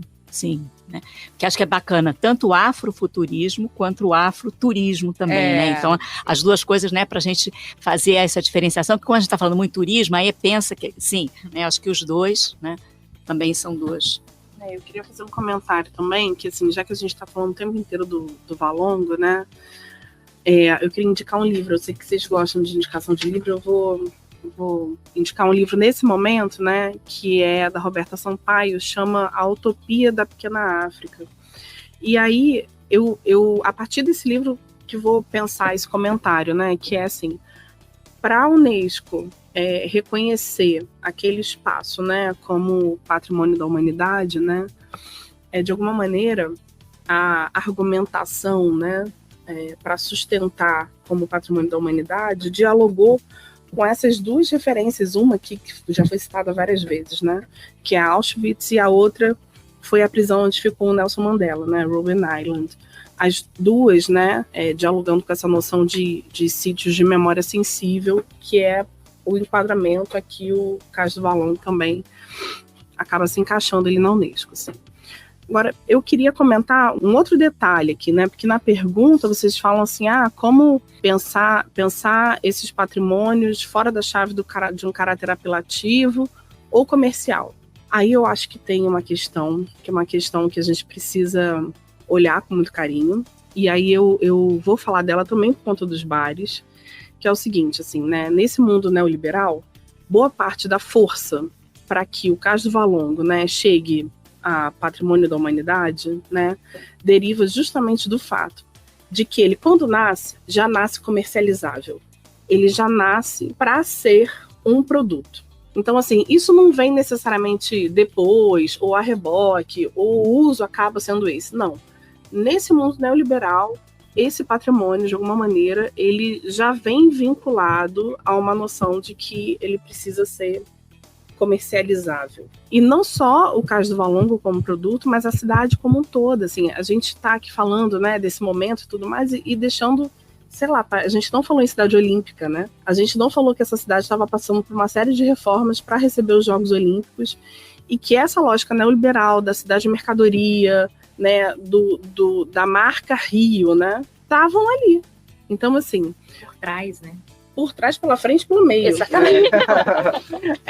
Então, assim, os bares tradicionais da cidade ganham um cadastro, né, especial para eles, porque essa cidade passou por uma picareta louca que, assim, derrubou o centro da cidade em várias ruas e tudo mais.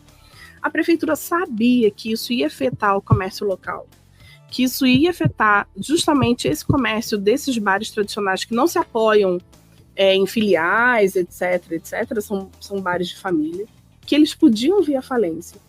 E é na iminência deles acabarem por conta de uma grande transformação urbana, que a cidade estava passando, que se pensa em patrimonializar.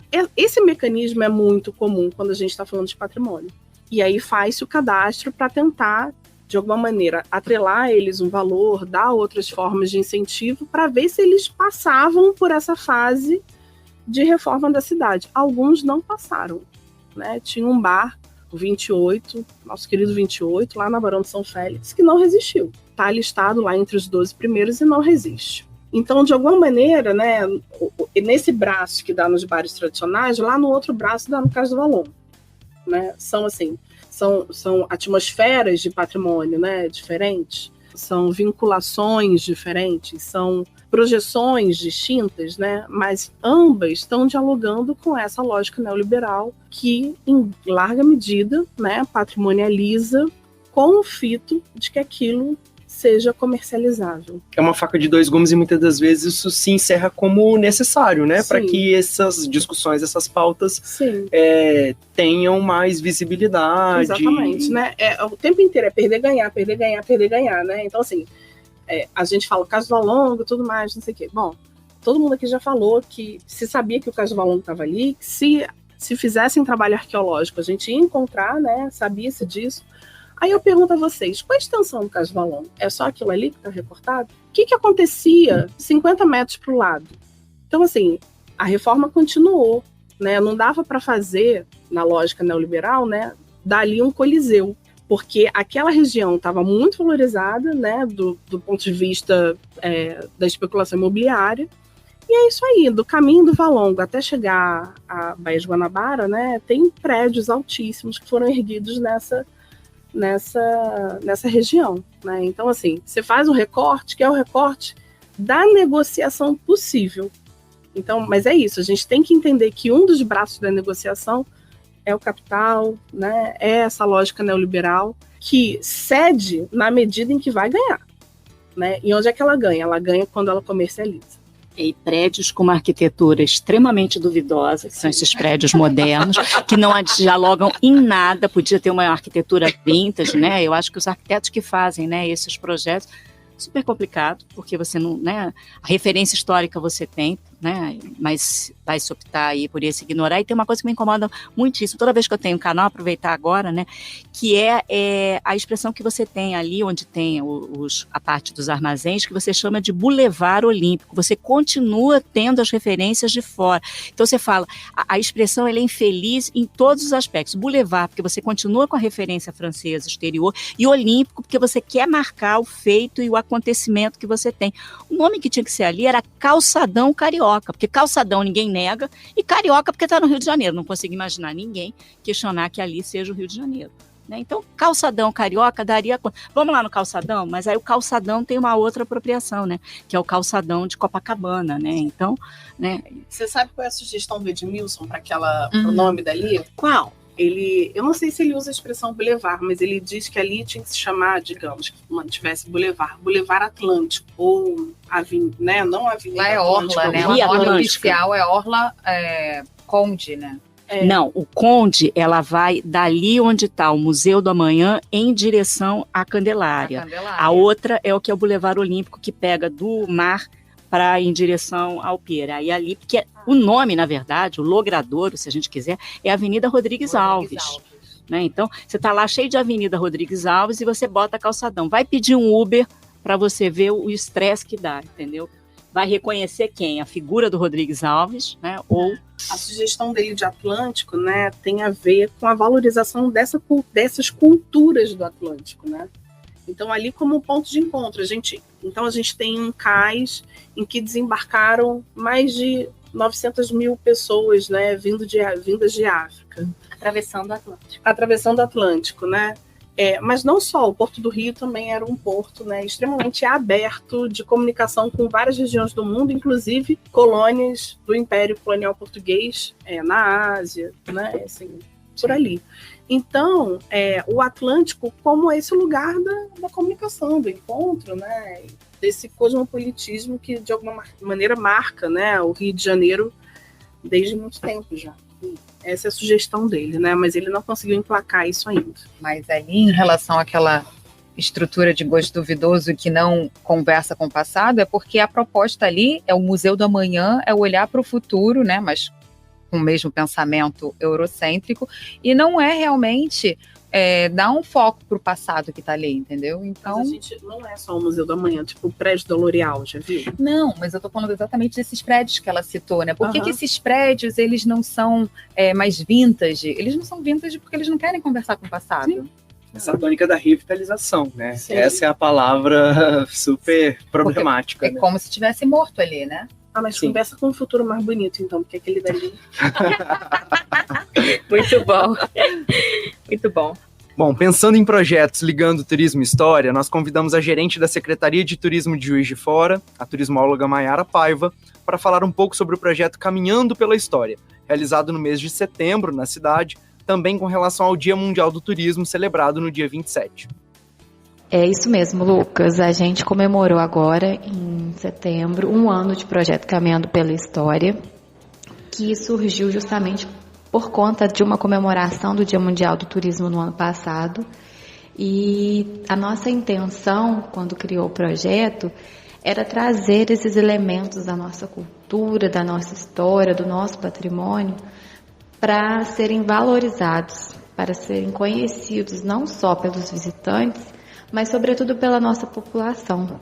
Que uma população que tenha orgulho, que tenha conhecimento, que tenha informação sobre sua história, sobre seus patrimônios, ela é uma população que ela valoriza, ela se torna um agente propagador dessas informações. Então, no primeiro momento, a gente trouxe alguns lugares que são do cotidiano das pessoas, que são locais de passagem e que talvez a gente não volte o olhar para esses lugares. Então, visitas a espaços no centro, como um walking tour, que desse para a gente fazer de forma de caminhada mesmo, e observando aspectos da arquitetura, aspectos da construção, com um historiador que contava, né, vários elementos, né? A gente teve na primeira edição uma semana de atividades com programação envolvendo visitas ao interior de alguns espaços do centro, como a Câmara Municipal, o Cine Teatro Central, o Museu de Crédito Real, mas também fomos para alguns lugares que ficam no imaginário da população por alguns anos, né? Que era entrar no Colégio Santa Catarina, conhecer os aspectos da arquitetura ali do colégio e até da dinâmica, que é uma coisa que muita gente ficou surpresa e foi realmente muito emocionante. E a famosa cervejaria da Igreja da Glória, que para muitos era um mito, era uma lenda, e a gente teve a oportunidade, no primeiro Caminhando lá, em 2022, de mostrar a cervejaria mais antiga do Brasil em funcionamento. Então, foi muito gratificante. O retorno das pessoas foi excelente, e aí a gente fez desse projeto um projeto recorrente. Então, nos próximos meses, a gente foi para outros espaços, para outras temáticas, mas sempre tentando buscar e valorizar essa história de Juiz de Fora, a história das pessoas da cidade, e que a gente pudesse sempre trazer um elemento novo para poder agregar no nosso projeto. Por fim, pensando nos projetos que vocês já desenvolveram, e aí eu estou fazendo a pergunta para as três, tá? Qual o objeto mais interessante com o qual vocês já trabalharam? Porque a gente tem a todo momento acionado espaços, né? Localidades, memórias, enfim. Contem aí um pouquinho. Eu acho que uma forma importante que a gente tem de diálogo, a gente trabalha muito nas universidades, a gente produz muito, mas a universidade não necessariamente sabe o que a gente faz. Então, acho que a grande chave que a gente tem é a chave da extensão. E acho que hoje em dia 2 coisas têm me destacado muito, assim, preocupado muito o grupo, né, de pessoas que estão, e uma, pensar essa Baía de Guanabara, né, porque a gente falar do Rio de Janeiro e a gente falar, e aí eu gosto do nome, né, porque vem com as nossas referências de fundação que a gente tem, a Dani ainda agora estava falando aí das nossas raízes, né, indígenas, então eu acho que é bacana também acho que é importante a gente falar disso. E eu coordeno um projeto de extensão, um programa de extensão que tem esse nome, Metrópole Turismo Debatendo o Patrimônio, e penso também que tem uma região que é bacana, porque a gente fala o centro do Rio, e essa é uma expressão que muito mais confunde do que define qualquer coisa, né? E tem uma região também, que é uma região que é o Campo de Santana, que foi o início das nossas pesquisas, que é na Praça da República, está na cara da Central do Brasil, que tem um projeto de um jardim que você tem ali, histórico e um sentido, mas que acaba sendo um grande local de passagem de pessoas, de acesso para uma região que é o Saara, que é esse comércio popular que a gente tem, mais uma vez margeado também por uma das linhas que você tem lá, né, a linha 2 e a linha 3 do VLT, que é o veículo leve sobre trilhos, né, que tem aí também uma memória aí dos bondes, né, e do que é essa representação para o Rio de Janeiro.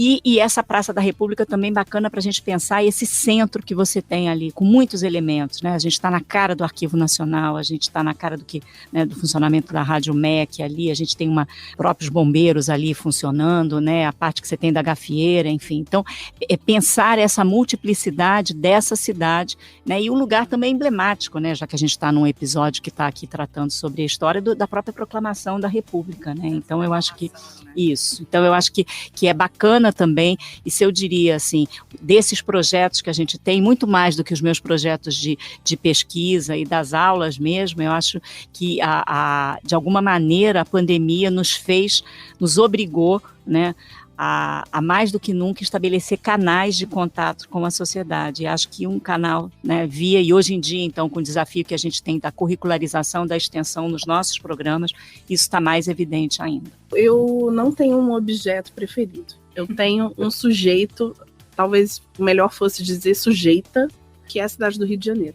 Tratar a cidade como sujeita, né? A dinâmica de objeto, né, é essa, assim, eu olhar de cima, né? Eu como ser pensante, né, e que consigo, enfim, teorizar sobre tudo, pensar lá sobre o objeto que está estanque, parado, né, que não...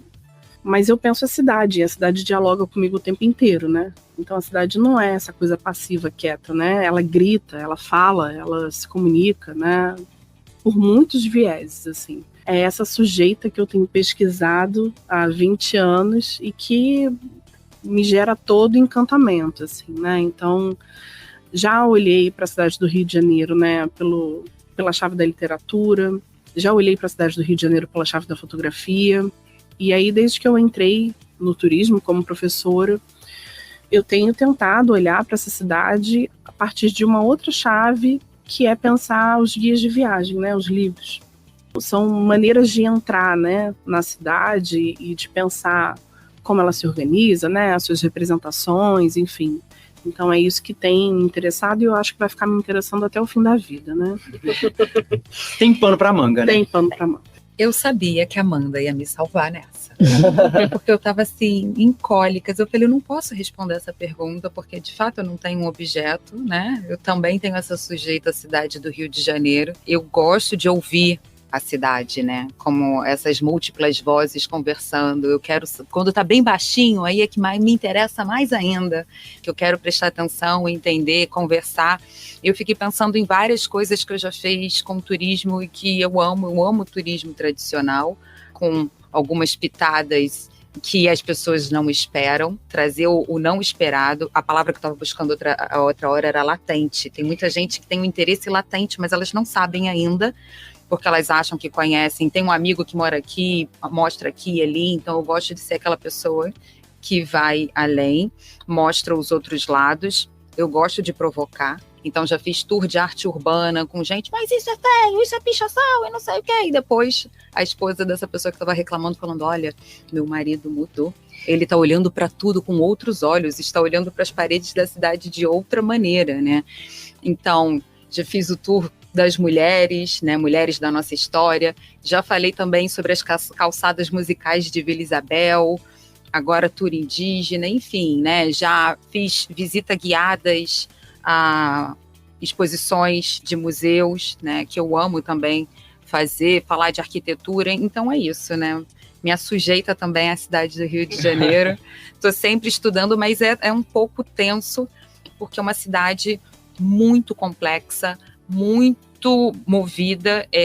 Eu até essa semana eu estava brincando com a minha prima, né? Que são tantos eventos, tantas coisas acontecendo, que eu falo que isso aqui é uma violência de estímulos, né? Tem coisas que eu prefiro... tem alguns temas... Futebol. Não, futebol realmente. Eu coloco a camisa machista, eu finjo que eu sou machista. Quando alguém me pergunta de futebol, tour no Maracanã, vamos assistir jogo. Ai, é que eu sou mulher.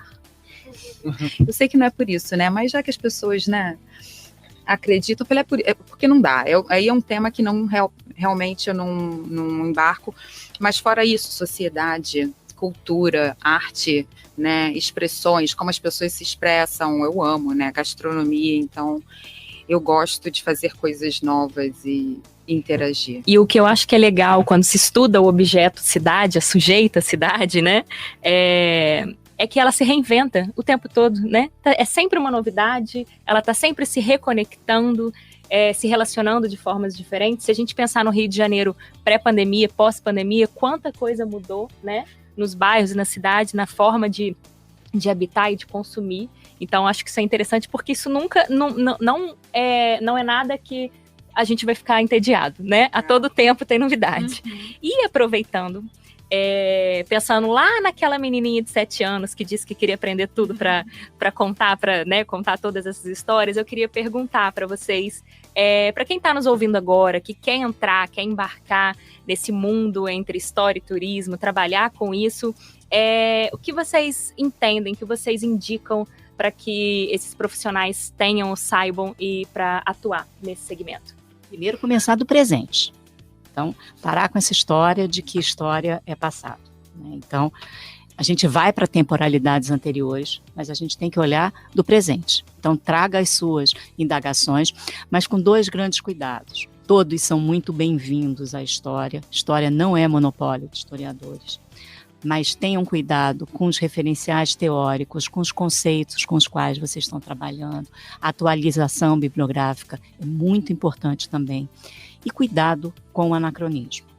E aí, como historiadora de formação, eu diria, não sejam reféns da linha do tempo, sabe? Então, é aquela coisa assim que você vai ajudar alguém a estudar a respeito da Revolução Francesa. Aí você quer ir lá atrás para a formação dos Estados Nacionais. Chega mais perto, sabe?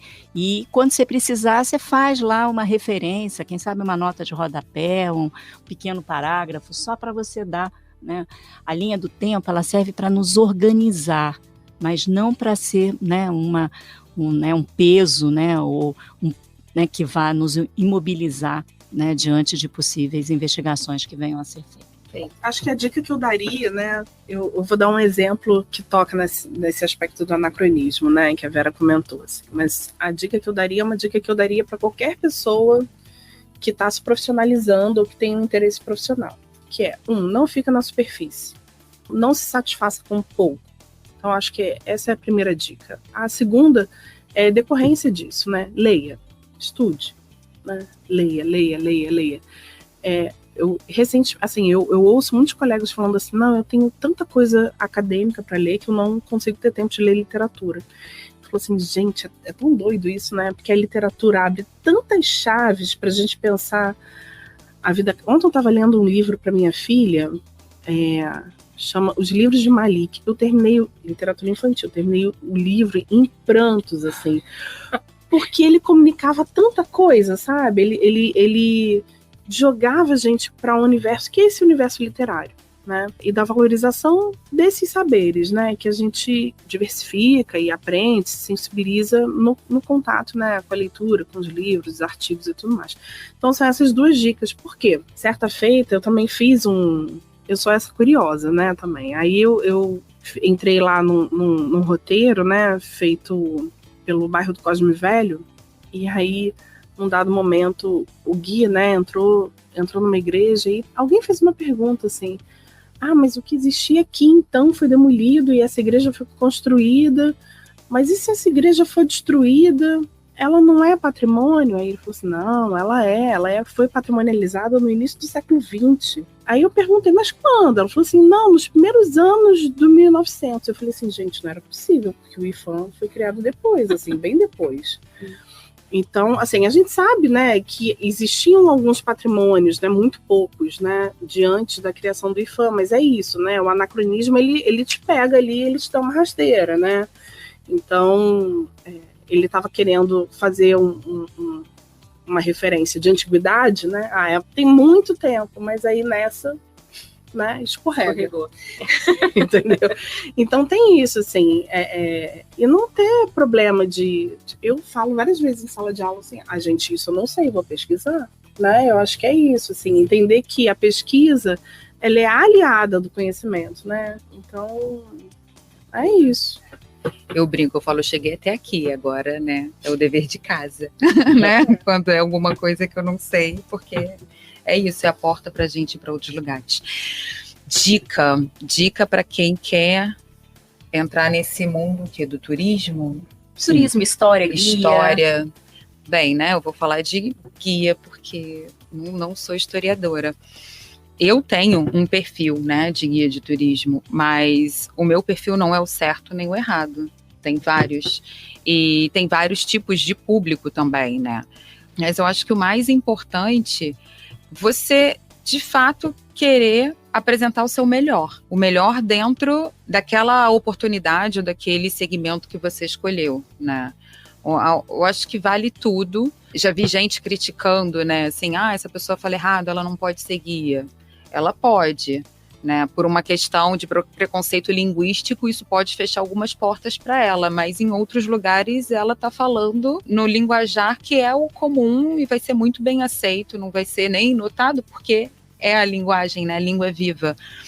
Então eu, primeiro, não falaria para ninguém se desencorajar por acreditar que não tem as características, né, essenciais, não, existe todos os tipos de público e diversos tipos de segmento, mas a partir do momento que você entre, tente fazer o seu melhor. Por diversas vezes eu já ouvi gente falando assim, eu tô empolgada, falando, eu acho que eu vou fazer isso para esse grupo.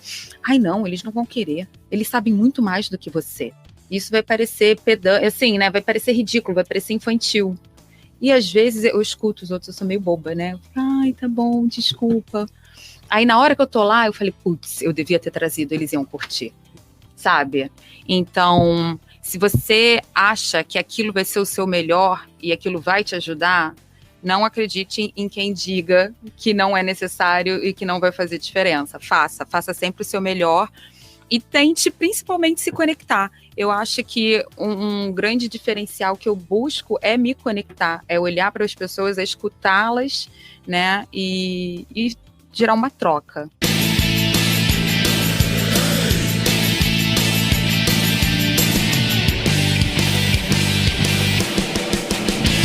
Bom, e eu sei que a gente já acabou falando, mas é uma característica, é um quadro fixo do nosso programa, pedir indicações, sejam literárias, seja de documentário, de um filme, enfim, ficção, série.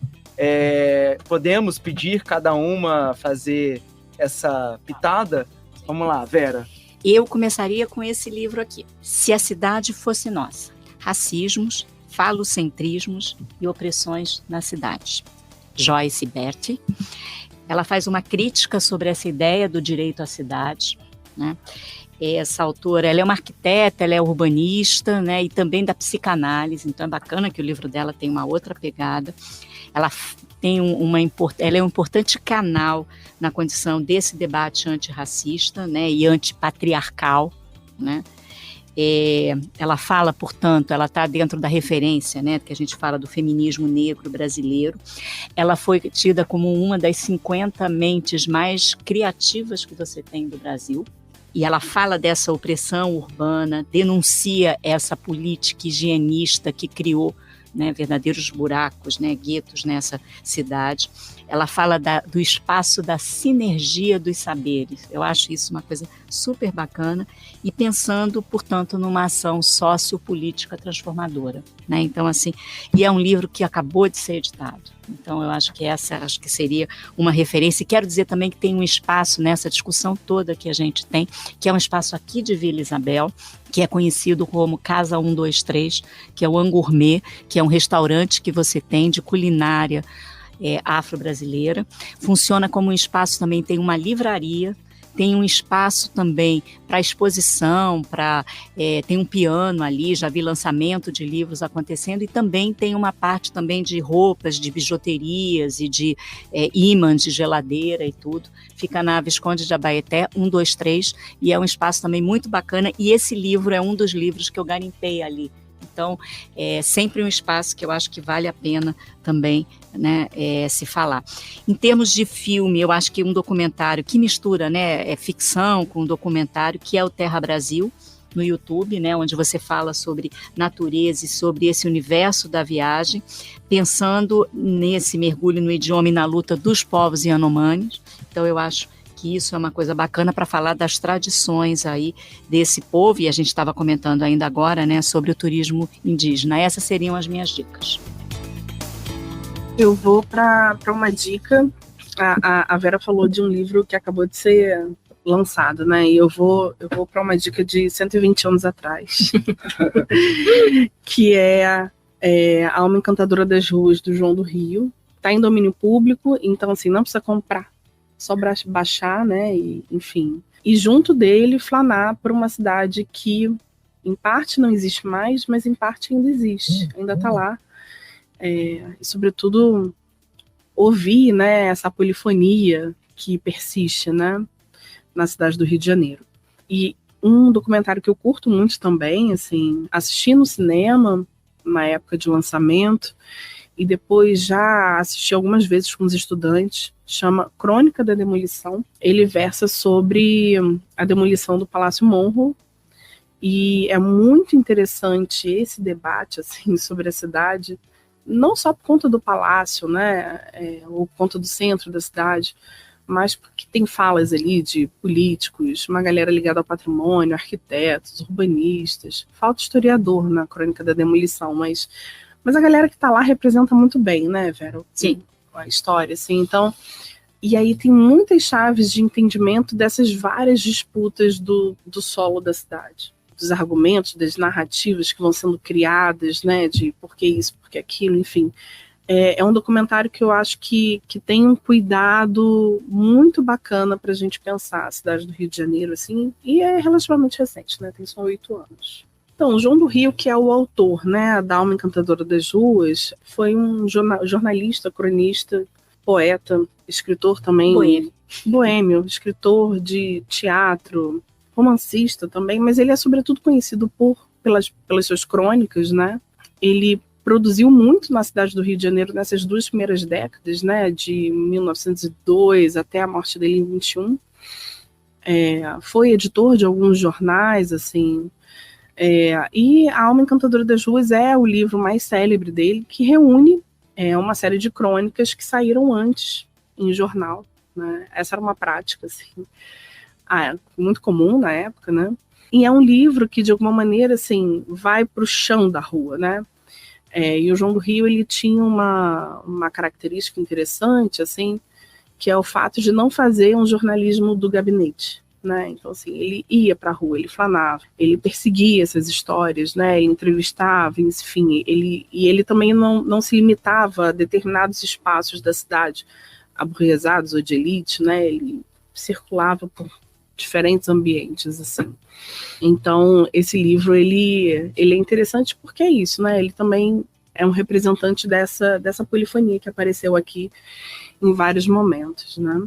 Como eu estou bem temática hoje, né? Trouxe o tema indígena. O livro que eu vou recomendar é O Rio Antes do Rio, é Rafael Freitas da Silva, que é bem bacana, fala muito, inclusive, dessa região, conhecido antigamente como Jabebiracica. Então, tem muitas referências bacanas dessa nossa história, buscando, dentro do possível, resgatar um pouco de uma participação, influência, história indígena antes da chegada dos europeus aqui. É bem bacana. Não estava pensando em nenhum documentário, filme, mas o que me veio à mente agora, que eu assisti há um tempo, não tem a ver necessariamente com história, mas acaba tendo a ver com o nosso ambiente, é Um Pé de Quê, que é apresentado até pela Regina Casé, que eu acho muito legal, porque a gente às vezes se desconecta tanto do elemento natural que a gente passa pelas ruas e não sabe nem que árvores e que plantas, quais são nativas, quais são exóticas. A gente tem tantos morros aqui no Rio de Janeiro, vê aquele monte de árvores brancas, né? E nem para criticar por que tem tantas árvores brancas. Aí você vai lá, embaúba prateada, num pé de quê, uma história super bacana.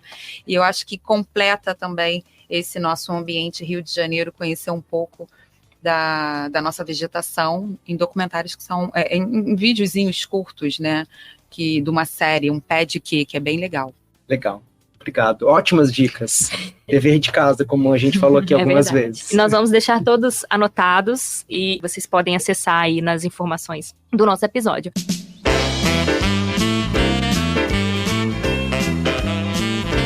Gente, é nesse embalo que a gente vai encerrar nosso episódio de hoje. Queria ficar aqui falando sobre o tema que eu amo por horas. Mas, enfim, amamos passar esse tempinho perto de vocês, contando um pouquinho mais de tudo que o turismo abarca, as realidades que ele promove, modifica e os lugares que ele movimenta, né, Lucas? Sim, foi uma delícia, tô aqui cheio de inspirações, né? É nesse embalo que a gente tá encerrando o episódio de hoje, mas eu queria convidar as pessoas que estão nos ouvindo, já seguem a gente nas redes sociais, aproveitem esse canal para falar com a gente o que vocês querem ouvir por aqui, sobre o que nós vamos conversar mais, né? Fiquem aí ansiosos para o nosso 5º episódio, porque a gente já tá, além de com saudade. E sigam a gente no Instagram, @omundodoturismo. A gente sempre deixa recortes do nosso programa, informações por lá. Tá bom? Obrigado mais uma vez, Amanda, Vera, Dani, por estarem aqui com a gente. Foi muito bom. Voltem mais, né? Por favor. E é isso. Parceira, Milene. Obrigada, foi um prazer. Obrigada, Milene. Obrigada, Lucas. Obrigada. E valeu aos ouvintes e à equipe técnica também. Maravilhosa, gente. Maravilhosa. Vale destacar isso. Bom, Milene, muito obrigado também, minha parceira. Vamos juntos pro próximo episódio, né? Mas é claro, né, Lucas? Vamos com tudo pro nosso 5º episódio. E já tô com saudade, ansiosa pro nosso próximo encontro. Vale lembrar que esse podcast é uma realização do Audiolab da UERJ, com coordenação geral de Felipe Mostaro, edição de Ramon Lemes, direção, roteiro e produção de Milene Ferreira e Lucas Gamonal. Esperamos vocês no próximo episódio, hein? Um beijo! Obrigado, gente. Até o nosso próximo programa.